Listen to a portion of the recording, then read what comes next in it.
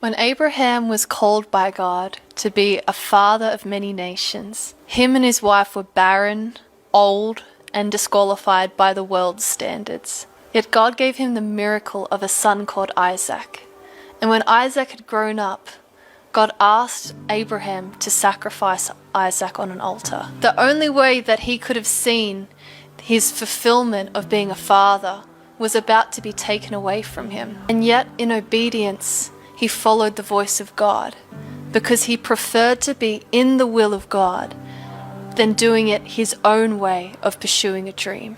And God honored him and saved Isaac and then fulfilled his ultimate dream of being the father of many nations.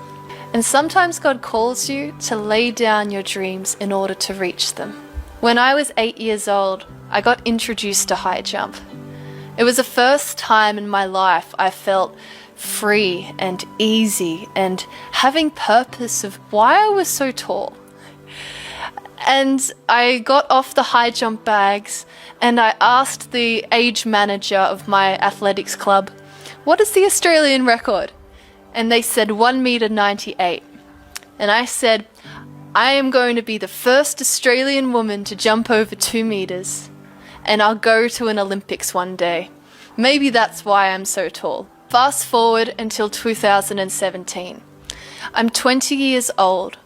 I'm training in Europe with an Olympic coach in the best facilities in the world. And yet I was so dissatisfied. I'd pursued the dream my own way, and I'd left God out of it. I was believing the lie that I was only as valuable as my highest jump.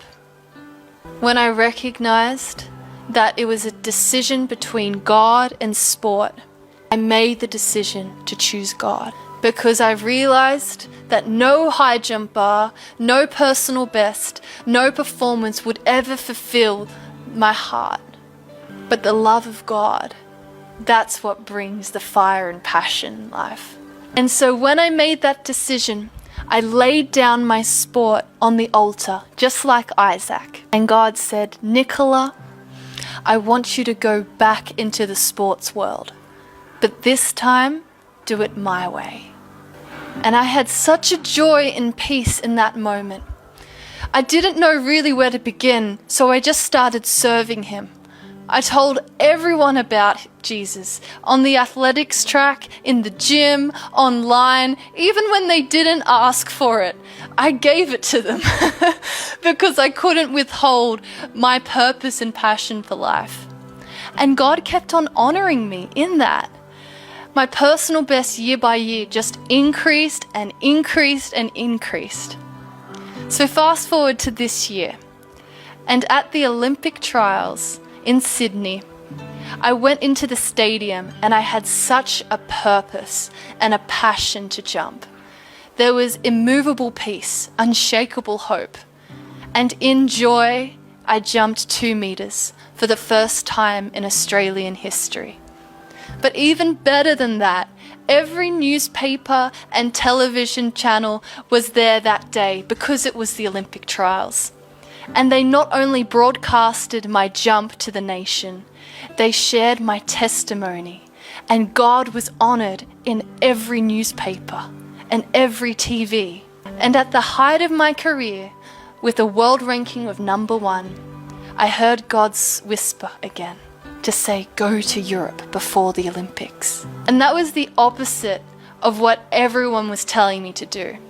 The risk of traveling in the pandemic could potentially jeopardize my Olympics. But I considered it better to be in His will and potentially underperform at the Olympics than do an Olympics without Him and be successful. And so I boarded the plane and came to Switzerland and spent the month here preparing for Japan. And when I came into the Olympics, I had such a determination and a love in my heart to make Him known. It was free and fun because it was done His way, not my way. And as I was jumping in the stadium of stadiums at the Olympics, it was like I was a child again, like I was 8 years old, and I was just jumping into my Father's arms. It was free, And I jumped the highest I'd ever jumped in my life. Gainer, McDermott. And she gets over it! She gets over it! Wow! Wow! I jumped 2 meters 02 and broke the national record again. And I got the silver medal. The first silver medal in Australian high jump history for women since 1960s.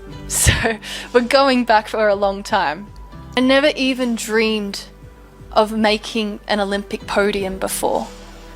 That 8-year-old dream didn't include it because I knew in my own strength I wouldn't be able to reach it. But Jesus makes all things new. And when I was there, I could experience my dream in purity, like God had always intended it. My value wasn't based on how high I jumped. I was doing it in freedom and in perfect love. In the end, high jump was always given to me to make His love known. It was always His will. He was there when I tried it for the first time. He was there before my mother had even birthed me. He was with me and had this plan over my life.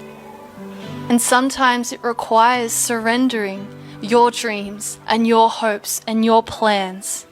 But when you do, you experience His power in you. Whatever it takes, wherever He calls you, whatever you become, whether people persecute you, they reject you, they make fun of you, no barrier can stop you when the will of God is in you and you know that you are living a life for Him. You overcome every single barrier when you lay down your life because you take up His. It's not what you have to bring to the table. Jesus created miracles of feeding thousands of people with a few loaves and fishes. And sometimes I just have to give my all to Him. But in His hands, He feeds millions of people with a testimony that allows them to dream again. Sometimes you give Jesus everything, and He is all that you have. But in Him, you have all you have ever needed. I want to encourage you. In Matthew chapter 6, verse 33, it says, "Seek first the kingdom of God and His righteousness, and all else will be added." Live that out in your life and see your dreams not only impact your family, community, and nation, but impact people's eternity.